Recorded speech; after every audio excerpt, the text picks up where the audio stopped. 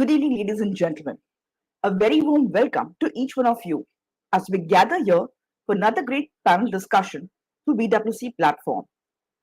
Vision Womenary Circle is a premium platform, a subsect of the video community, aimed at fostering a dynamic and a mutually beneficial ecosystem for our members, mentors, advisors, and corporate supporters.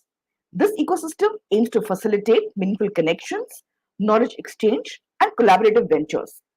The circle seeks to empower its members through various initiatives and activities, with a focus on thought leadership and innovation, relationship cultivation, business engagements, and collaborations, etc., where members can grow, learn, collaborate, and thrive in their respective fields, ultimately contributing to a stronger, more interconnected professional community. Friends, integrating mindset shifts with technological innovation in the business process management, that's BPM, is crucial for driving sustainable growth and adaptability. While technology can automate and optimize process, mindset shifts fosters a culture of innovation, agility, and continuous improvement. With business aligning new tools with openness to change, they can break traditional silos, enhance collaborations, and respond more effectively to market dynamics. This synergy between evolving mindsets and cutting edge technology enables organizations to not only streamline operations but also foster resilience, creativity, and long term competitive advantage. To further deep dive into this discussion, please join me to welcome our esteemed panelists this evening. With over 40 years of experience across telecom, IT, education, and manufacturing industries, Mr. Sarvesh Gura has distinguished career as a mentor, CEO, and thought leader, currently serving as a CEO and a chief mentor at indiamentors.org and mentoring with Everwise USA. Mr. Guha advises incubation centers under the startup India initiatives at IITs and triple ITs and universities. A blockchain technology evangelist and a speaker, Mr. Gura has played a pivotal role in promoting entrepreneurial projects with global presence, including founding one of India's pioneering IT hardware manufacturing companies. This venture, backed by the World Bank and GIIC GVFL funding, achieved a successful IPO and saw strategic restructuring. He has led large IT, telecom, BPO, and IETS projects, consulted for Fortune 500 and FTSE 100 companies, and actively supports non-profit and climate change initiatives. A published author and a member of academic councils, Mr. Gura is also a visiting faculty member and holds leadership roles in industry associations and government committees related to IT, software exports, and telecom education. Please join me to welcome Mr. Gura. Good evening, sir. Thank you so much, Sapna, and all the participants which are there. It's a pleasure to be here today. Thank you, sir. Thank you. Friends, join me to welcome our yet another panelist, Ms. Hina Ambireen. Ms. Hina is a certified wellness and life coach, a motivational speaker, and a former soil scientist from the Indian Science of Institute IISc in Bangalore. She is the founder of Super Health Enlightenment and has transformed the lives of over 4,800 people through her coaching. With a background in soil science, ecology, and environmentalism, Hina also empowers others to build confidence, face life challenges with courage, and adopt healthier lifestyles. Nicknamed Little Dynamite and Warrior Princess, she has received numerous awards, including the Dr. APJ Abdul Kalam National Excellence Award, and has been featured in major publications like the Times of India. Welcome, Hina. A very good Thank evening you to you. so much. A very, very good evening to all you lovely people and to all the brilliant participants who made your time to be here. Thank you so much. It's an honor to be here and to share our knowledge with all you people. Thank you so much. Lovely, lovely. Good. A very good evening to both the panelists. Sir, may I please request you to give you a short introduction about yourself in case I missed anything in your introduction?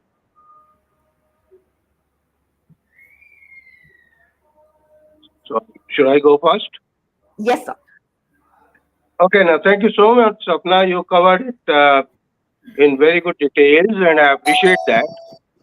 Just to add a little bit here, that I have been involved in almost as part of the initial building up lots of IT and telecom solutions in the country and in different parts of the world. And interestingly, the topic of today, which is business process management, I have been very fortunate to participate in some large projects on optimization of business processes in large Fortune 500 companies in India and other countries. So this topic is pretty close to my heart, and one has had a lot of exposures in the tools which can be used, and in terms of some projects which have been very successful over the years. So that's it. So I let Ms. Hina So to we are take over. really privileged to have we are really privileged to have you, sir, and I'm sure our audience is also waiting to really learn lots about this topic. So thank you once again for taking out your valuable timing and being with us. Ms. Hina, may I request you to kindly share a few words about yourself? Thank you so much for giving me an opportunity. Well, it's my honor, and thank you so much, sir. It was lovely to know about you. And well, Chapla has already introduced about me. I'm a certified wellness coach, certified life coach, speaker, author, former soil scientist from Indian Institute of Science, and though I didn't have any kind of a thought that I'm going to be a coach, but that is a big story how the transition took over. That being a soil scientist from Indian Institute of Science, I became a coach and started helping the world, though being a depression survivors, because that was a call from my childhood to help the world, to empower the world. That's what my name was also kept by my mom, who was a writer, who was a novelist. She kept this name only with that intention that my daughter is going to empower the world. So this is my biggest purpose and a mission where I want to empower every single individual. And so far, in 3.5 years of my service into coaching, I have helped more than 4,800 plus people, and I would like to empower every individual, as I said, across the globe. It's not only this country or that country, across the globe, and that's the biggest mission that I have. And truly I can say that, we get everything in life, riches and everything, but empowerment is hardly seen, where we are living with lots of judgments, and that has become the poison in everyone's life. And somebody or the other will be there pulling you down, and you can't come up in life, and you want to, but you're not able to do it. So that's a thing where if you are empowered with your mindset, then you can cross anything in your life. Thank you. This is what it is, and you will get to know much more. And there's a very beautiful topic that's been given, and I really am thrilled and excited to talk on this. Thank you so much. Lovely, That's lovely, very lovely. We are loving the inspiring. energy. I must say it's very inspiring. What we hear from Absolutely, you, it's absolutely. very inspiring. Thank you, sir. Thank you. Absolutely. Thank you. And God bless. totally loving the energy. It's really fantastic. And, entrepreneurship, starting a business, uh, it's actually really connecting with your mindset. And, you need to really have the kind of right mindset to really get into the zone of doing something for yourself. As we all rightly know that we all are actually entrepreneurs already, because every day, even in job or even if your daily life, be it a homemaker, be it any profession, we are always selling ourselves, trying to prove that we are what we're doing and we're doing the best, we're giving our best. But when it comes to entrepreneurship, or when it comes to really starting a business, I think mindset plays a very, very important role. And of course, with that, nowadays, we are so getting digitally advanced. So I think technology today is playing really a very crucial role in our lives, and that's a very important aspect, I feel, today, that plays a big role in for us to really get into the entrepreneurship, like people getting those thoughts that yes, I can reach people, I can go to an extent because of technology, because I can really understand. But sir, I would want to really understand from you, even there are technological innovations, but then what are those specific technological innovations, or what are those really technologies that is really proving effective in in a business, to begin with. Of course, streamlining comes at a part, but to begin with, what should be the ideal technology that we're really looking at when we're thinking about getting into entrepreneurship or getting into a business?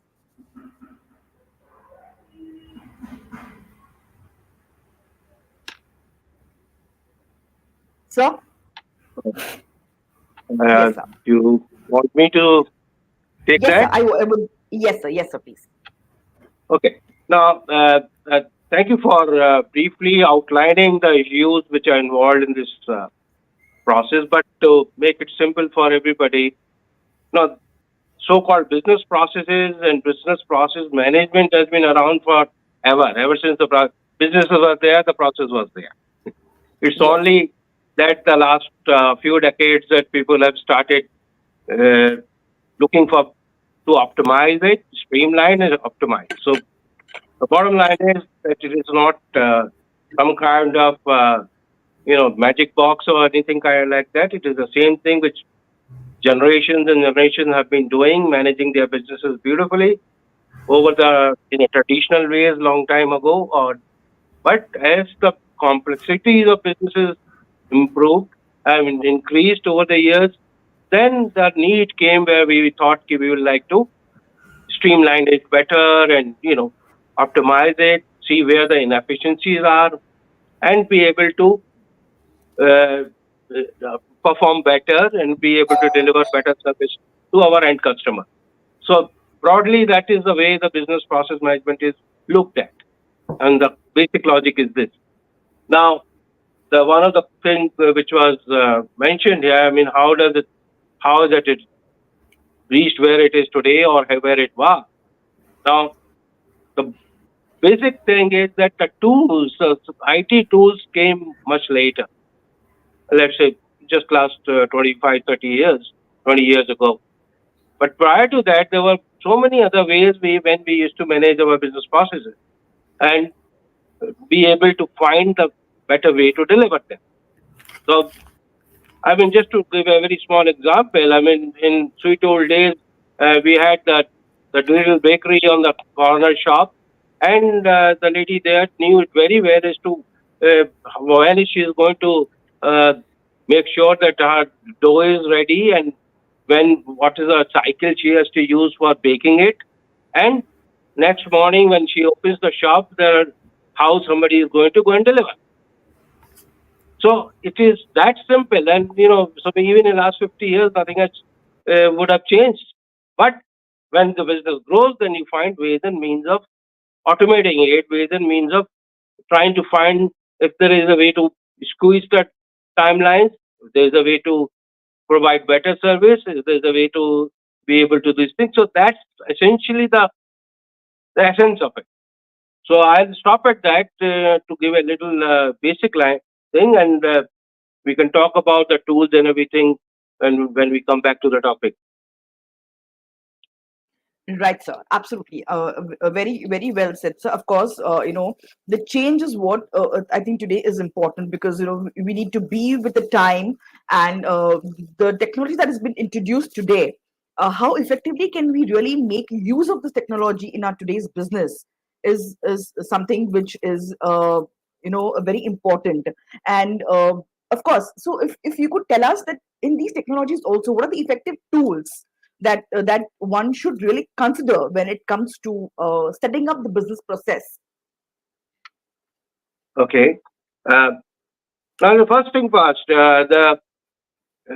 Let me just share with the group a very small example of to understand what is it what we are talking about here. What is business process and what is the steps involved in broad business process management? And it applies across the board, no matter whether I'm running a proprietor owned business or whether I'm owning a company of 20 people or 2,000 people. The process doesn't change because you are always servicing a customer. End of the day, if you are in business, you are servicing a customer. So whether there are 10 of them or hundreds of them. So what becomes important for if you want to really apply some of the business process management features, the first thing first is to be able to map your business process. Mapping means, in simple words, what are the steps I take to complete my business delivery, my product delivery. So these are whether you are manufacturing, whether you are distributing, whether you are uh, assembling something, everywhere the logic is the same. These are the 10 steps taken by me or my company to be able to complete the process from here to the next step, to next step, to next step, and then finally it goes to the delivery to a customer.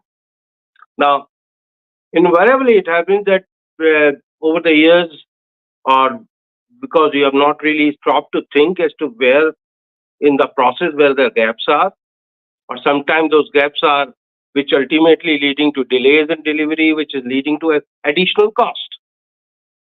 So we in past people used to manage it. They used to be. I mean, if you might have heard the term, the people internal teams which used to do internal audits, which used to do internal process management. So that team was required to be done for this very purpose, that you come and help the process teams. Look, you are doing this, but maybe this is a better way of doing it. This can help us in time. It can save some cost. It can save some raw material or whatever. So that was being done even those days. There was nothing that we knew. Now, what changed to that point is that the complexities of manufacturing or customer services increased as the businesses are becoming much more agile, and the expectations are very high from the customers. Hence, it becomes very important to be able to start uh, looking at much more closely and to see if, whether we are efficient enough, whether we are able to deliver everything else. So then the tools which were introduced, those have also come in the market good 20, 30 years ago. And obviously, with the years, it have become much more, tools themselves are much more advanced and they are much more helpful. And to a basic question, and to take the best example, is the ERP, the Enterprise Resource Planning. So that essentially covers most of the uh, components of any business operation. That's why the name which was given as ERP, Enterprise Resource Planning. So basically, you look at as a any business, this is what my resources are, and if my ultimate goal is to deliver a good product and service to my customer, so am I trying to use my resources the best way? That's how it came as resource planning. So in terms of tools, that were the first set of tools which came in.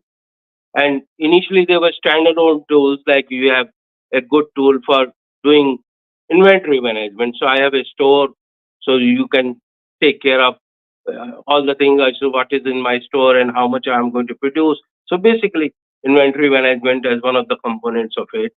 Financial accounting, of course, was the most crucial thing which was there. And then gradually, the more application got added, like CRM, the customer relationship management, and those kind of components added to make it really a holistic method to manage your business, to manage your enterprise. Now, put it simply, essentially what happens that every business has to have those functions. Even if I'm a 5-person team, I will still have to have somebody taking care of purchasing. Before I start anything, then I'll have to have somebody in my process side, he or she who manufactures or converts into a product. Then there'll be somebody who will take care of delivery to an end customer, whether it's being shipped through the. Now, at each of these stages, these tools can help. That as against depending on a traditional sourcing method, if I can explore with a tool much better to be able to find a better sourcing uh, options for me. The same products, raw material, I could be probably I was buying from the neighborhood market, but now it's possible to get it from anywhere in the country or internationally. So these tools are designed in a way where you can actually be able to define as to what you need and be able to use these tools to, in many cases, be able to find a better supplier for it. Then you come to the next phases when you are going to get into the assembling or manufacturing and those kind of stages. There you might have been following a traditional method like in past. But the tools help you to say, you look, this process is taking you, for example, I'm saying, if this process is taking us 70 minutes to complete one assembly of a product. Or, I'm, for example, doing ready-made garments for a minute, and it's taking me 70 minutes to finish a garment. Whereas if I modify my process a little bit, the same thing can be brought down to 50 minutes. So that's a clear saving of 20 minutes per garment. And if I produce 500 garments in a day, my total time saved or my production will go up by 20%. So those are the things which gets very easy to identify and be able to implement. And then you go to the next stage when you are going to talk about shipping it and delivering it to customers. I mean, in sweet old days, you will have one person doing the runner's job, go and deliver it to the dealer or go and deliver it to the warehouse or whatever. But it, now it is possible for you to be able to aggregate it and be able to have somebody else do it for you. So you outsource also. So that outsourcing also became part of these processes. To the point on as to how you will pick and choose a particular model, there's no, with due respect, there's no golden rule there. The logic should be very simple that I have to look at first my business as to what is it which I need today. And at least for 3 years, you should project it very well. Like, give next 3 years. I mean, that is normally calculated in number of transactions which I do. Per minute, Right. I do 20 deliveries or 50 deliveries every month, every day. So put together, I'm doing 150, 200 deliveries every month for a minute. And I expect my growth to be about 70%, 80%. So by next year, I'll be doing 400 deliveries a month. So that's what becomes my volume of business or volume of transaction. So that decides the level of tool I will probably be needing. So like the old saying goes, it is not very advisable that to kill an ant, you bring an elephant. You really don't need it. So you have to be Right. very careful about what is your business needed today and going forward for at least next 2 to 3 years. In this way, you can't think of 5 and 10 years. It is basically 3 year cycle which you have to look at. And so that's one part to be able to assess your business need very carefully and do a projection. You look, this is what I'll need going forward over the next few years. And then very crucial part is that to be able to decide which are my pain areas. I mean, that's pardon using the term, but very clearly Correct. every business has some problem area. So we have to identify that. Look, I'm doing quite well in my assembly side, but here is a problem that I'm not able to make quick deliveries for a set. Right. Or my raw material cost is very high. My purchasing is not so efficient for a minute. So that is something you only can do. No third person can do it because you know your business better. You know Correct. how you are managing it or you've been managing it for a couple of years. So you said, okay, fine. So sit down peacefully with a pen and pencil and say, okay, fine, here it is. Let me look at my processes, map it well, and then analyze yourself. Okay, look, I find a gap here. Or Correct. my customer is not happy about this piece. Everything else is fine. I've spoken to my customers and they said, look, great, we are very happy with everything. But for a minute, this particular product has a problem of, the color fading in 2 months' time or 3 months' time. So that I may have to go back and look at it where the problem lies. Maybe the fabric was some problem with the fabric for a minute, right? Just taking an example. So it's Right. important to be able to analyze where is the problem and then think of solving that first. Rather than having a many cases with due respect to IT guy, I've been an IT guy for too many years. So part of the other side of the table. But normally they will come and push you on. This is it, some kind of a jadoo ka pudiya and everything will be all right next morning. No, it never happen. It will never happen. You have to be very clear as to what are my key process which requires to be automated, which requires to be put on a tool. Every process is not required to be put on a tool. And it may not, and it's a too expensive a process. So you may pick up out of my 5 process, and these are the 2 pain areas, there are 2 problem areas. I will automate these 2. Now, maybe 3 months later, 6 months later, I think about the others. So that's the golden rule, a golden process to be followed. Never ever make a mistake of trying to. I'm sure any IT will say, "Oh yeah, you need this also, you need that also." You know, standard thing. But how will you implement it? I mean, you don't need have to hire five more people just to come and first set up your tools, business tools. No, not needed. Just buy small modules.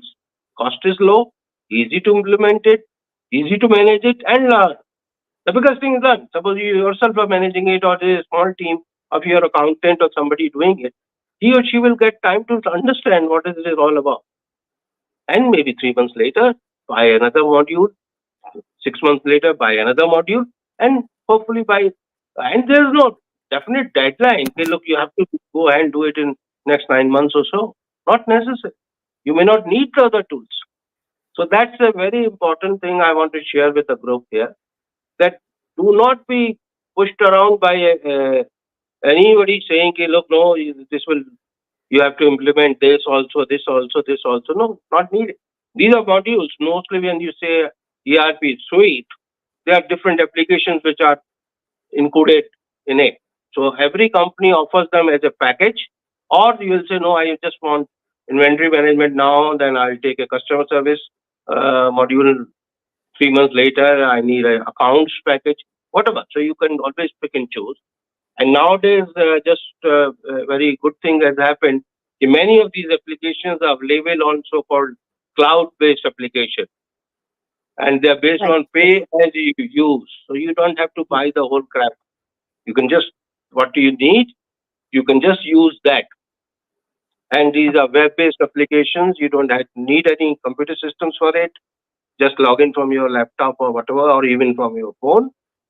Use it, and you only pay for when it is different kind of pricing which comes. You can pay a monthly subscription. In some cases, it will be as little as 250 rupees per user per month. So it's very reasonably priced products also. And so you suppose you are two users, you can just pay for two users, use it as and when you need it, and your data is secured. It's available to you from wherever you are, and then you can keep adding module in it once you get familiar with it. So that's certainly a very smart way of doing some implementation. So I'll stop there just to and let others Wonderfully add to said, that. but very rightly points put up. Yes, we did not really look at buying the entire set of tools at one point of time, but you can really look at investing as per your requirement in required quantities. That's something which is very crucial at this point of time. And so, thank you for really putting this point across. But coming to you, Hina ma'am, yes, technology is important, and we need to look at ease of work. We need to look at how fast or how efficiently things can be done. But at the same time, there we see a lot of resistance also coming when the use of this technology is there, or probably the work involved in implementing it in terms of people who are going to be using the technology. So how do you look at really uh, you know uh, how, or rather, what would you guide people, that how you would look at the shift of the mindset amongst people to look at this technology as not a harassment, or rather not a additional work, but probably a tool which is going to make life more convenient, or more efficient, or a business more efficient. So how do you want to address this? It's a very beautiful question. Well, before I could start off with the depth of this, let me say it was my mindset shift that started because I was a scientist, as I said. So when I lost my mother due to wrong medications, though I come from doctor's family, I wanted to be a cardiologist and open a cancer hospital in the name of my grandmother, but that didn't happen. It was not the plan of the God. But when I lost her, I slipped into severe phase of depression where the top level doctors, they had declared I'm not going to survive. Okay, and they had also given the time that hardly 10 days Hina may be alive, only 10 days, that's all. That's the maximum time we can give. Whatever she desires or she can, you just provide it to her. And people used to think that I'm having mental issues, and people were scared even to come to me because my half of the body was paralyzed. I was not in a Oh, position to walk or move, and I was also into acting industry, and my looks were worse, so pathetic, and it was so horrible that I was not able to look at myself because there was no movement in my body, and I had gained 26 kilos of weight. because I'm talking here about the mindset shift, which I'm going to come with the main topic. Everything, all the game starts with your mindset. What did doctor say? Hina, you're not going to survive. I'm alive. Right. I'm talking to the world. I'm invited as a speaker. I stand on the stage. I address more than 3,000 plus people when I'm on the stage. I'm helping them. I'm helping the depression survivors. I'm helping those who are, dealing with their life issues or the relationship issues or the job issues, whatever it may be. That's your mindset that plays the game. I was True. not on any medications to be where I am now. It's the mindset shift. So when it comes to even the question what you have asked, ma'am, to effectively shift the employee mindset from being task focused to goal oriented within the business process management, companies need to implement certain strategies that not only align the individual efforts with the organizational objectives, but also it has to inspire the employees so that they can take the ownership of their roles in the broader mission of the company. For instance, just establish clear and communicable goals. Everybody may be knowing, we all struggle. We know that we have to be goal oriented, we have to do this and that, but it is like for some time. Again, it drops. So, what is the strategy? When you communicate the organizational goals clearly, consistently across all levels of the company, and employees need to understand the why. We all need to understand this why. Why is such a big word? Why behind the work to connect the task to larger objectives. If the why is not strong, you can't get on what you want. No goals, nothing. See, for example, at Google, what happened? The use of OKRs, that's the objective and key results, has been a game changer. Yeah, in aligning the individual goals with the company wide objectives. Every employee from interns to executives, they set their OKRs, which are then made visible for everyone in the organization. This actually, this transparency, it'll ensure that every task of the employee it undertakes is tied to a broader company goal, where it is fostering a goal oriented mindset. Just like as John says, John Doerr, the venture capitalist who introduced OKRs to Google, he famously said, ideas are easy, execution is everything. True. The mindset shift from merely completing the task to executing with the purpose is crucial for organizational success. We forget that. Absolutely.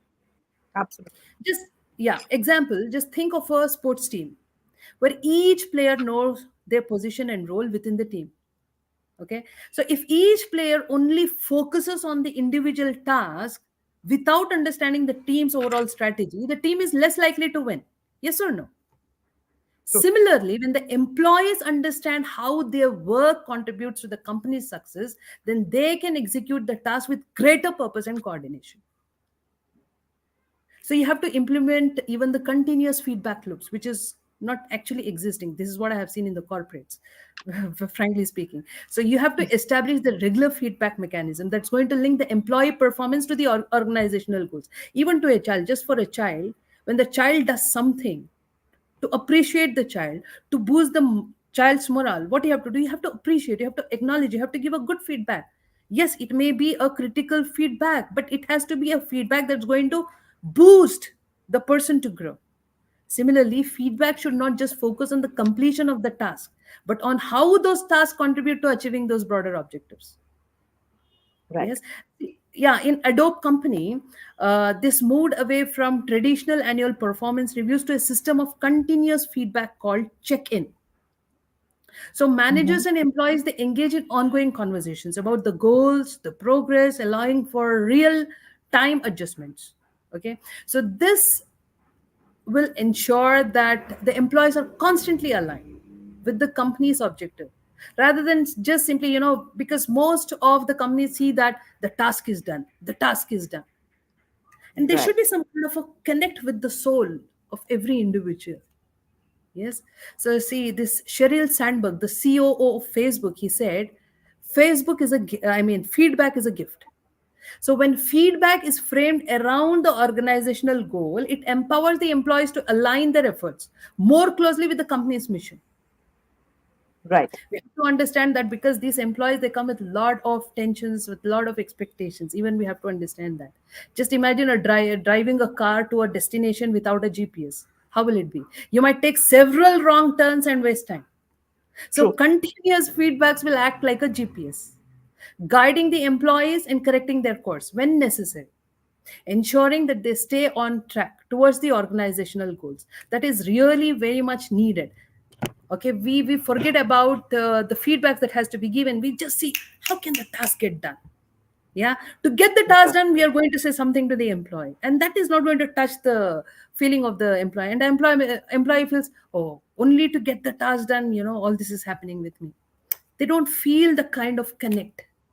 Yes, so Uh-huh. empowering the employees to make the decisions, Right. shift the decision making power to employees by just giving them the autonomy to decide how to achieve their goals. It should be like a teamwork. Team. Even when the child grows, it can be the 10-year-old child or a teen, you should give the child to make its own decision. It can be the wrong decision or the right decision. It is a matter of company. Yes, but give the chance before they tend to make a mistake, serious mistake. So when they are learning through those mistakes, then definitely they know where they have to own it up. This empowerment, it encourages the employees to think strategically about their work rather than just completing the assigned task. Otherwise they are like, अरे बाबा मुझे ये काम पहले finish करने दो यार, ये पता नहीं ये कंपनी में इतना काम दिया जाता है. That is a kind of a mentality they will live with. See, at Zappos, the online retailer, employees are given the freedom to make decisions. I really appreciate that they believe will improve the customer satisfaction, even if it means deviating from the standard procedures. This Mm-hmm. empowerment has led to legendary customer service stories, and it has Correct. solidified the Zappos reputation for customer centricity. Mm-hmm. The CEO of Zappos, he said, if you get the culture right, most of the other stuff like great customer service or building a strong and a great long-term brand or passionate employees and customers, it will happen naturally on its own.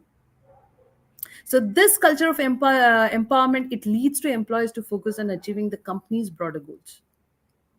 Just like a chess game, how we play the chess, where each piece has a specific role, but the Right. player has the autonomy to move the pieces as they see which Correct. fit to achieve the victory. Similarly, when the employees are empowered, they can use their skills and judgment to navigate towards the organization objectives rather than just following orders.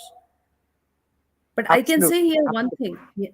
Every Mhm. company needs a mentor or a coach, a life coach, a self-development coach, a wellness coach, because this is the need of the art. This is what as I'm seeing everywhere.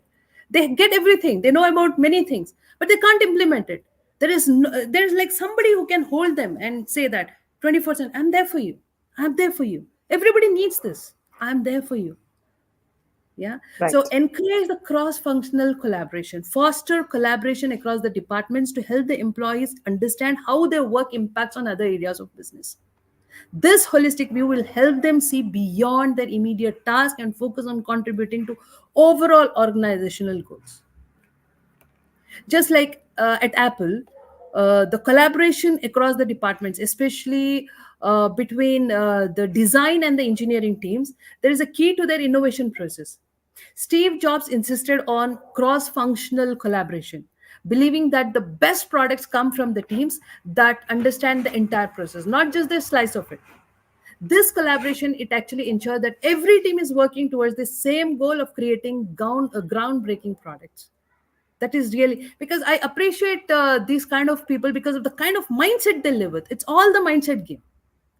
Steve Jobs, he Right. famously said, great things in business are never done by one person. Mhm. They are done by a team of people. Yes. Absolutely. Cross functional Absolutely. collaboration ensures that everyone is working towards the same goal, not just completing the isolated task. Otherwise, it's like, मैं गया, मैं गया, मैं गया. मैं race में दौड़ा, मैं रेस में दौड़ा, मैं रेस में दौड़ा. Everybody is like running in the race and pulling each other. And what's happening with the company?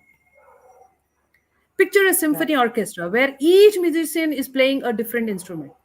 So if each musician only focuses on their sheet music without listening to the rest of the orchestra, then the result would be disjointed noise. Yeah. True. However, when each musician plays their part with an understanding on how it has to fit into the whole composition, then they create a beautiful music.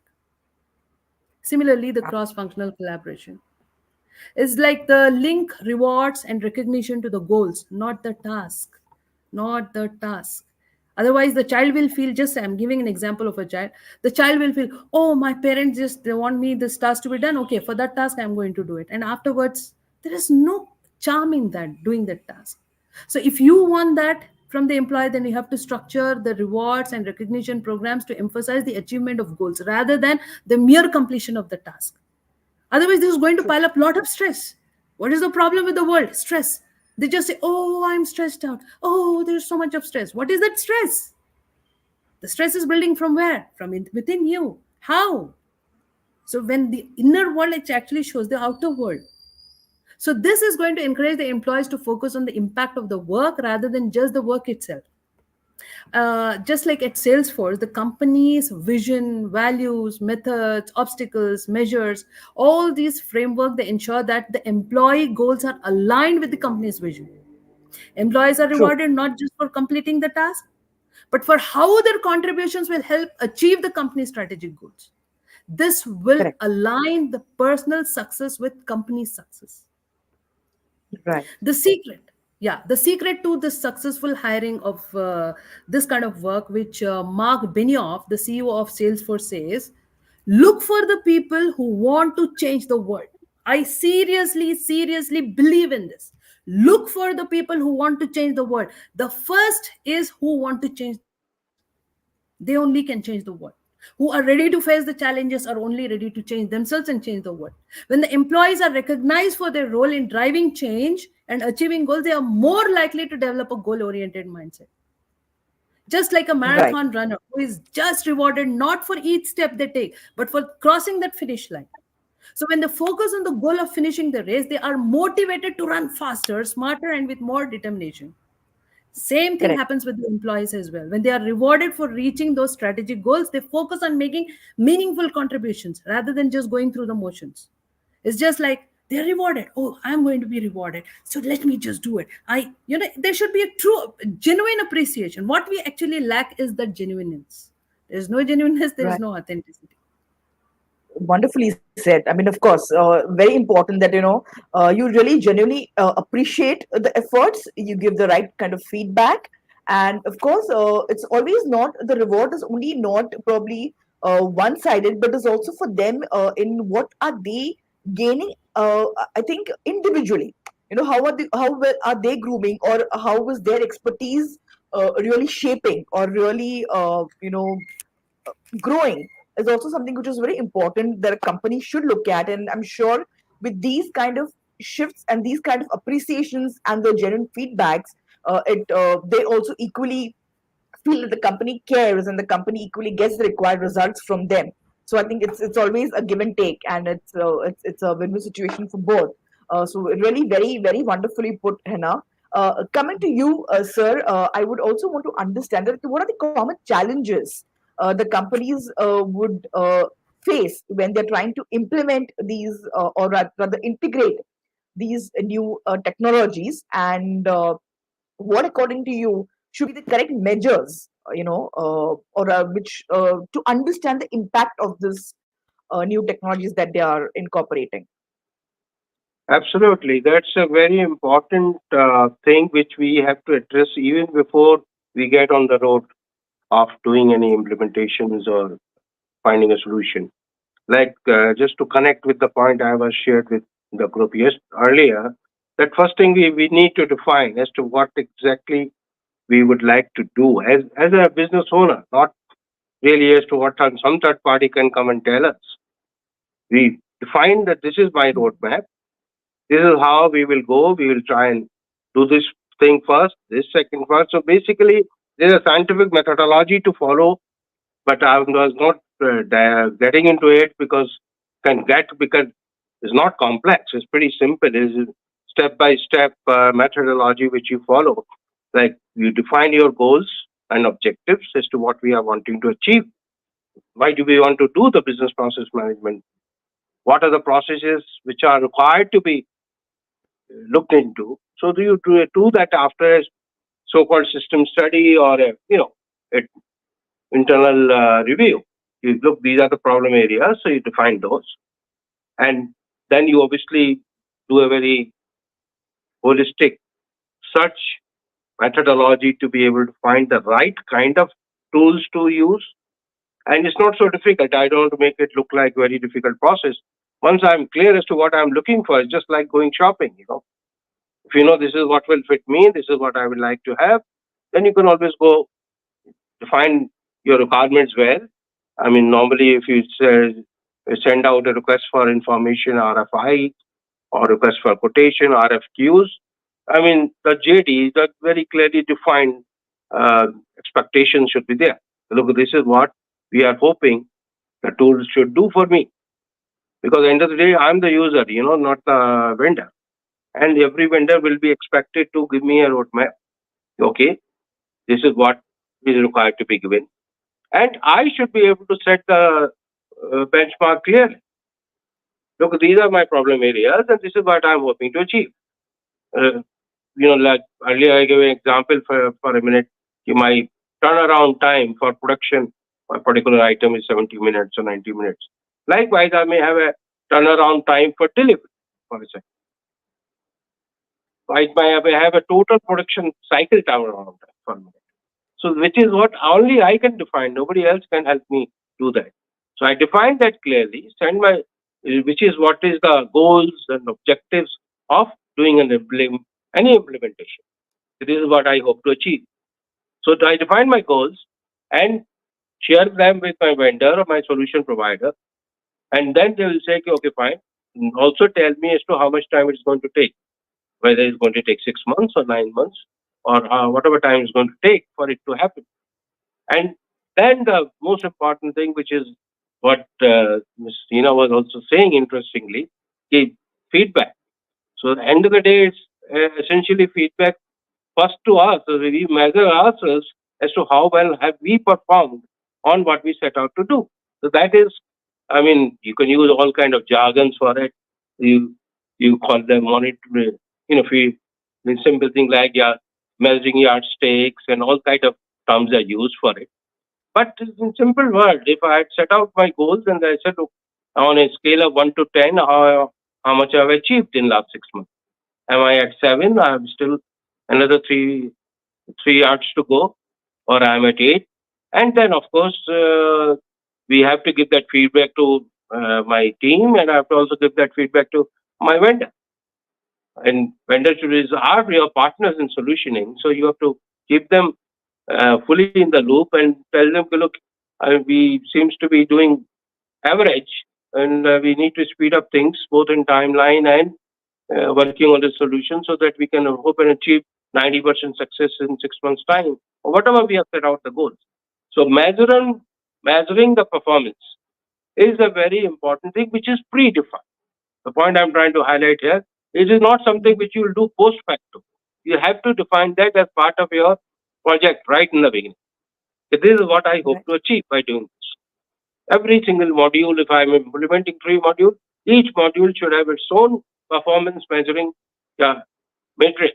This is what I hope to achieve. And in a very clearly defined terms, not in a generic term. It's saying, like I gave the example, if it is in a turnaround time, it's a delivery time, customer satisfaction score for a minute. Normally it's measured in a score of 1 to 5. So prior to that, I was on a 3. Customer satisfaction score was only 3. But in 6 months, I want to make it 4 or 4.5. Then my tools and my team has to align to it. So I've done some business process re-engineering, realignment, or management, whatever you may call. There are many terms which are used. But in simple words, I have tried to streamline my process, and this should help me achieve some efficiencies, some cost savings, some this thing. So whatever those are in each of the areas, they need to be defined well in advance. This is what I hope to achieve in cost. This is what I hope to achieve in timelines. This is what I hope to achieve. And finally, my customer satisfaction. How well the quality of products, for example, which comes as part of the process in between. That equally, all those parameters are well defined in the beginning.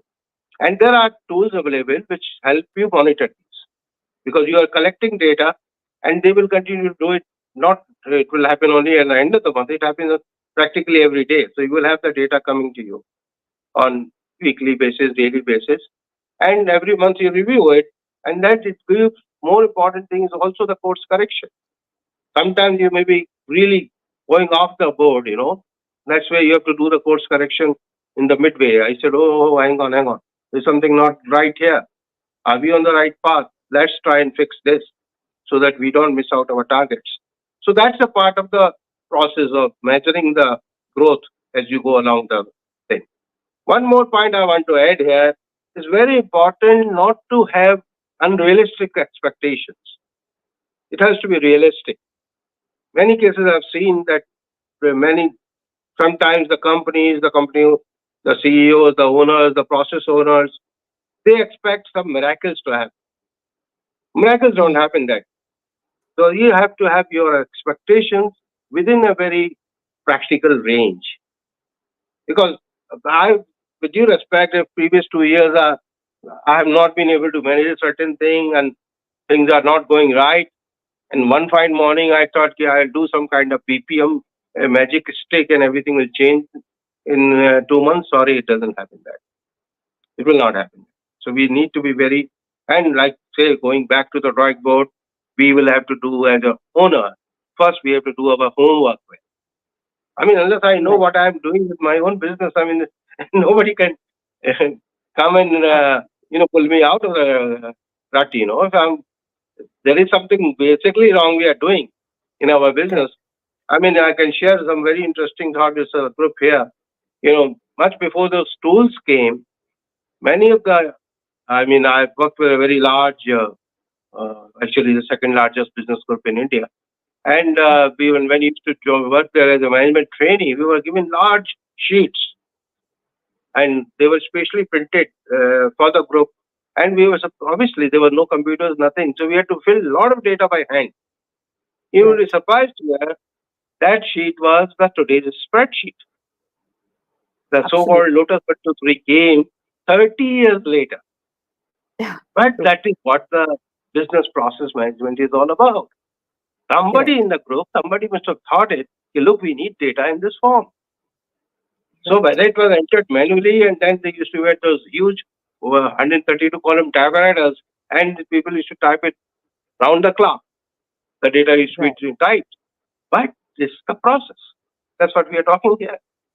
Because it was a large organization and they had 7 factories in the country, and so they had to get data from there on telex.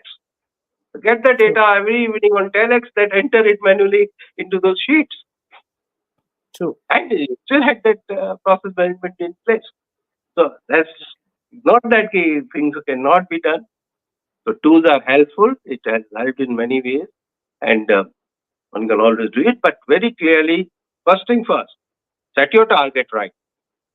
Keep your expectations realistically, and of course, keep an eye on your budget because these can go out of, make you go out of pocket very fast.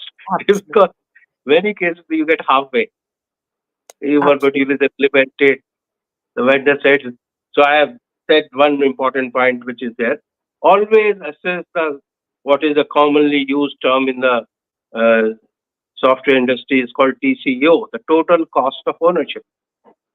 So TCO, I mean, not to make it complex, is simple because much like the saying goes, quite often the whole thing is not disclosed in the beginning. Right? But there are so many layers. The licensing fee, then cost of implementation, which is extra on man-hour basis. Then somebody will say, we'll do so-called parallel run, when the software company will come and do that. And then somebody will say, we will have to pay annual maintenance charges after 12 months. So all that need to be understood on day one. Ask the guy, so please lay it out. Simple term.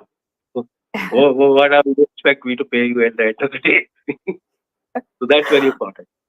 Very true, sir. So Very rightly put, sir. Yes, it's very important to understand your process, but before that, set your targets. What you want to achieve, Your goal is very important. Your objective is very important, and accordingly, choosing your right processes wisely is very important. To keep yourself in budgets and to keep yourself not only budgets but what is really useful, so that we have the lean system where you know we we put our processes right, that will help in long term in your businesses.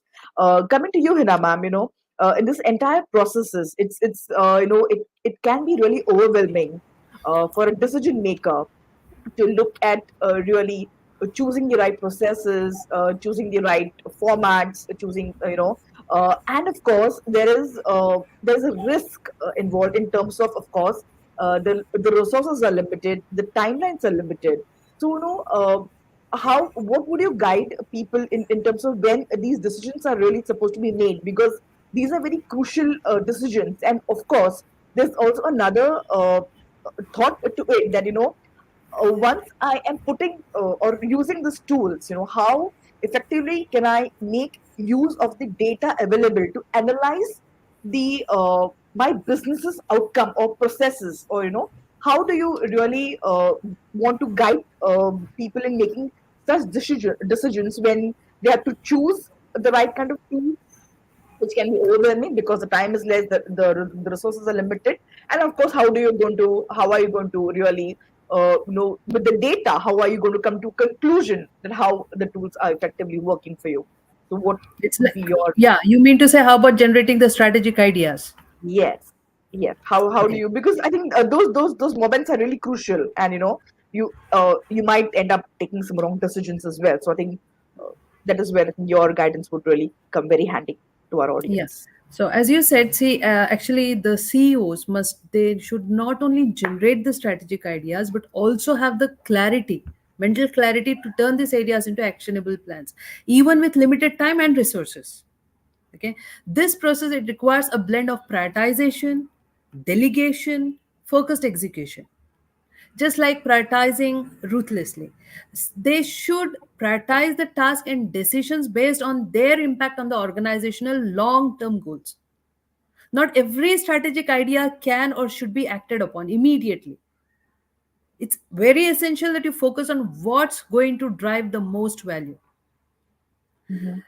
Because I would like to give examples so that it is easy for anybody to relate.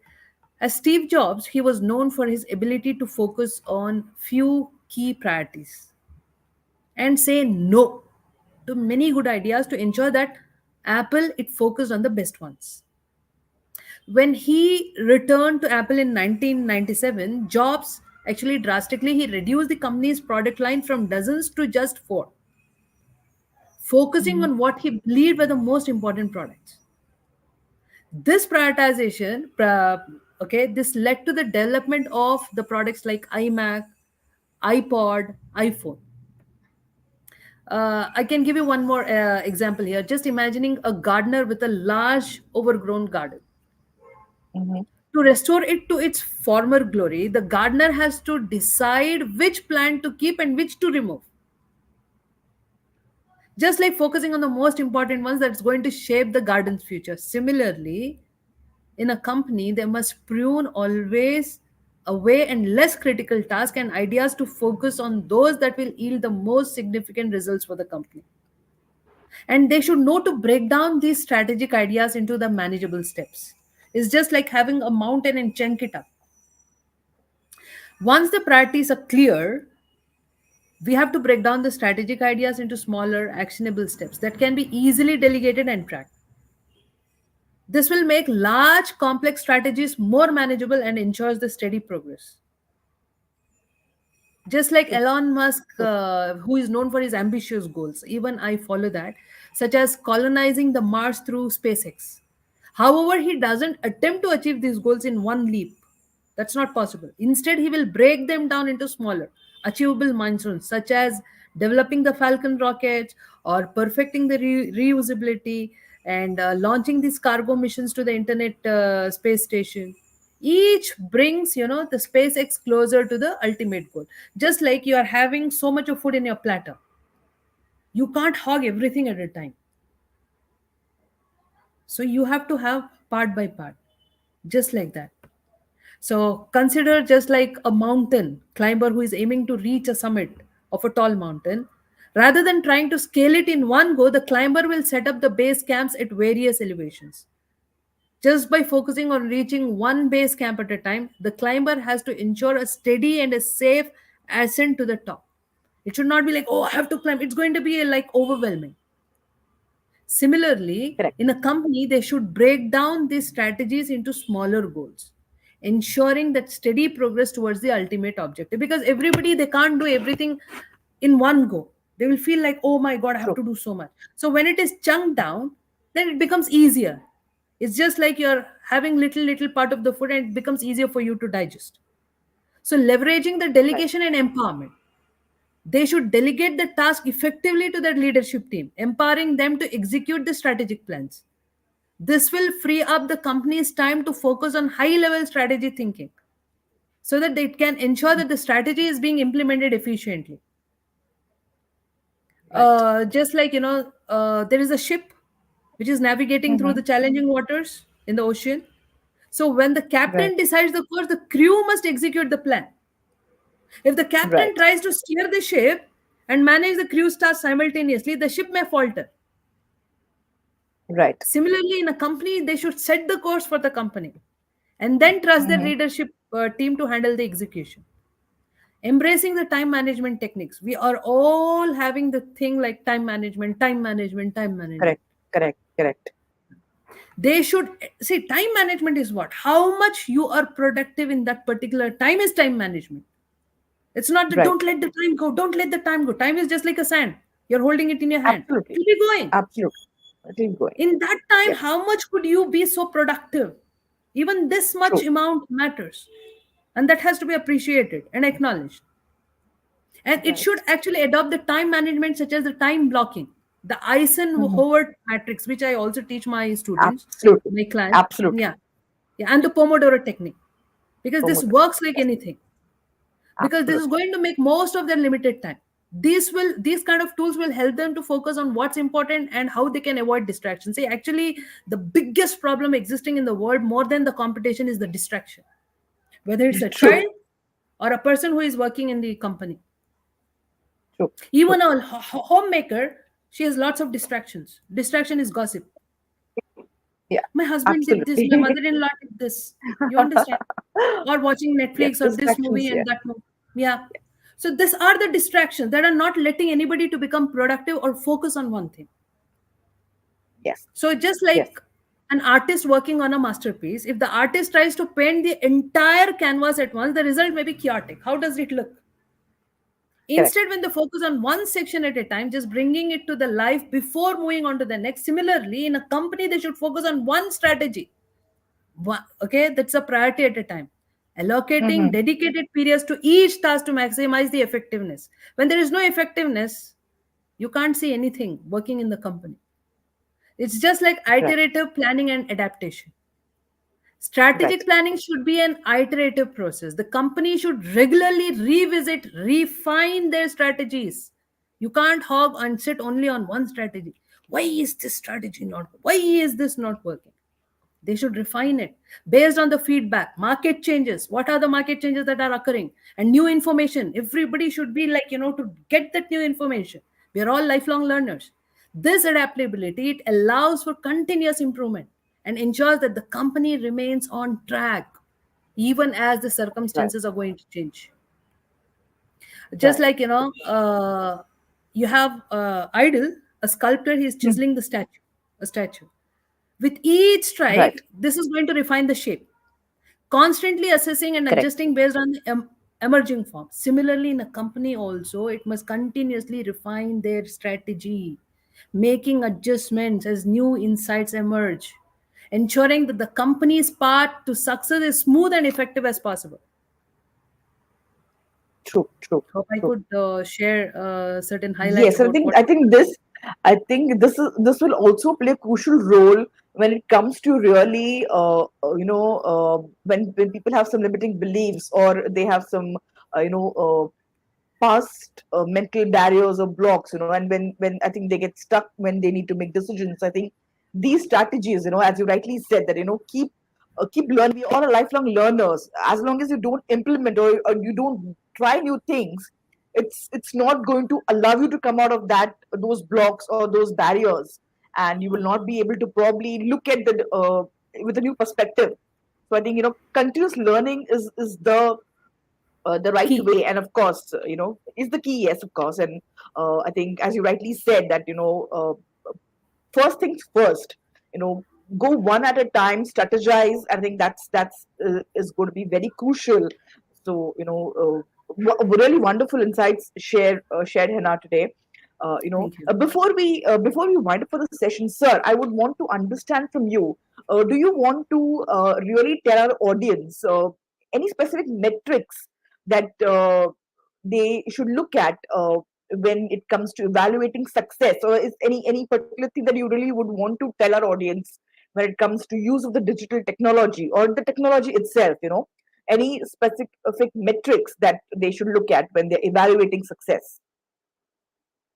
Commonly used matrix is the Six Sigma methodologies, which is again been around for many years. I mean, originally it was developed by Motorola some 30 years ago, but Yes, it's sir. still in use and is easily much compared to many other complex matrices. It's easy to use. So, like I was mentioning earlier, when you are setting up the project targets, that's a time when you define them. Uh, the CTQs, as they call it, is defined at that stage only. So you have your benchmark defined in advance. So look, this is what, and then they have these toll gates review, which is done based on what's your total project thing. Whether I have a 6 month window for completing a project, then you will have a review process predefined at every 1 month or every 2 months, and then you measure those on Six Sigma methodologies. This is where we are, and then of course there's a lot of data available on the in public domain where it gives you the indications of how to measure it, how to, and they are called this color matrices is involved where you got it. It's in orange zone, it is in yellow zone, or it's in green zone kind of a thing. And so that you should do with your team, and in case a vendor is involved, along with the vendor. So you're not caught with surprises at the end of the project end cycle. So that is what, so Six Sigma is a very well known, accepted methodology which is used for these projects. And that has also been built into many tools. So if you are using a BPM, business process management tool, that will normally have it built into it. So while you're setting up the project thing, that very time you'll set up the timelines as well. And deliverables on each key factor, which you have Mhm. defined. Look, like I Right. was saying earlier, these are my deliverables, or the project should deliver this to me, and whichever the main critical factors for you, the factors to success are, and those get measured across the life cycle of the project. So, end of the project cycle, then you are able to say, okay, fine, how well we have done, whether we. So, those are there. There are some other tools as well, but this is a simpler and easy to use methodology, and works very well. Easy, and the Love. team, you as an owner can do it yourself. You don't need any outsider or any expensive tools to manage that. This is pretty well easily manageable. Lovely, lovely. Thank you so much, sir. This is really wonderful, and I think we have really had some really eye-opening feedbacks and inputs today from our speakers, and I think this is going to really help our audience to really look at, of course, they will be open to looking at using tools in their businesses, because that's going to help them in a greater way in terms of not only making their business processes faster, but also get the right kind of output and analyze their business working, but also how mindset is going to really play an important role, and looking at how they need to develop their, not only themselves but also their employees, in a way that they are using the tools effectively, making the right use of the time, making the right use of the assets that they have, the resources that they have, and of course, having success to them. So before we leave, Hina ma'am, do you want to share, any last word to our audience, coming from you, in terms of, their state of mind, or their any other thing that you want our audience to really know or keep in mind? First, I can tell the lovely audiences, to every person, do not live with fear. The first is fear. Fear of everything is what is pulling us back. Fear of this, fear of that, apprehensions. This may happen, that may happen. No, when you don't have fear, even a child, a little baby, when he is not having fear, he or she, they can hold the snake. But as an adult, when you see the snake, you're like, you're in the flight or the fright mode. Why? Because you have lived with fears. The fears are put from the childhood. So always live without that fear. Fear is just like your aunt who is sitting next to you. Let your aunt sit next to you. You don't have to care for that aunt. Just say, oh, auntie, please sit down. I don't care for whatever you say. This is the way I'm trying to say. And the second thing is acceptance. Accept, own up the responsibility. We are all living with the blaming game. Nobody is ready to own up. Oh, yes, I did it. When you own up with 100% responsibility, there you have taken care of everything. That's courage. That's courage. Have clarity of what you want. That why has to be very, very strong. And live with a purpose. This is what I tell to the world. Live with a purpose. Sleep with a purpose. Wake up with a purpose. Walk with a purpose. Talk with a purpose. Do not live without a purpose. How does that purpose come? When your why is strong. Otherwise, it's going to be a mundane kind of life. It's a monotonous life. Or you wake up, you do your chores, you go to work, you come back, living with stress, always bored. A husband can't tolerate a wife can't tolerate husband, the children can't tolerate the parents can't tolerate the children. This is what is happening. And you carry all the stress of home to the work, and that work stress to the home. What's happening? Stress bombing and relationships parting, whether it's the workplace or in your home or with your relatives. So the first thing is acknowledge and live life with a purpose. And every time, always, because being a student of Dr. John DeMartini, because I've been associated with this scientist, so he has been the mentor of, he has treated Stephen Hawking as well. So what he says is, there are two sides in every being, the negative and the positive side. Nobody is born perfect. When we are blind, we see only the positives. Even if a girl has to fall in love with a man, or a man has to fall in love with a girl, they just see the plus sides. Even if there are worse things in that person, they'll say, no, no, no, no, मुझे लड़का बहुत पसंद है, mummy मुझे इसी से शादी करना, पापा मुझे इसी से शादी करना. This is what it is. They don't see the negative side. After they marry, oh, he did this, he did that, he turned out to be this. Everybody has both the sides. Even in a company also has both the sides. The employee also has both the sides. Accept it. No blaming game, owning up the responsibility, and living with that strong why, appreciation, acknowledgement. First, learning to love ourselves. We have stopped doing that. We have become the attention seekers every time. Pleasing people. You do anything for the company you want to please. It may not come authentically, but let me please and get my work done so that I can climb up the ladder. There's no authenticity. So live with that authentic self. There are so many things that I can say, but as we are running short of time, I would like to conclude only with this, saying that love yourself, accept yourself, spread love and spread kindness, and also live with that authenticity and embrace that authenticity and love everybody. You love your workplace, you love your employees, and it works. Everybody has both the sides. There's much more I can say, but if I talk, it's going to take hours together. So I don't want to do that. Thank you. This is really lovely, and thank you so much.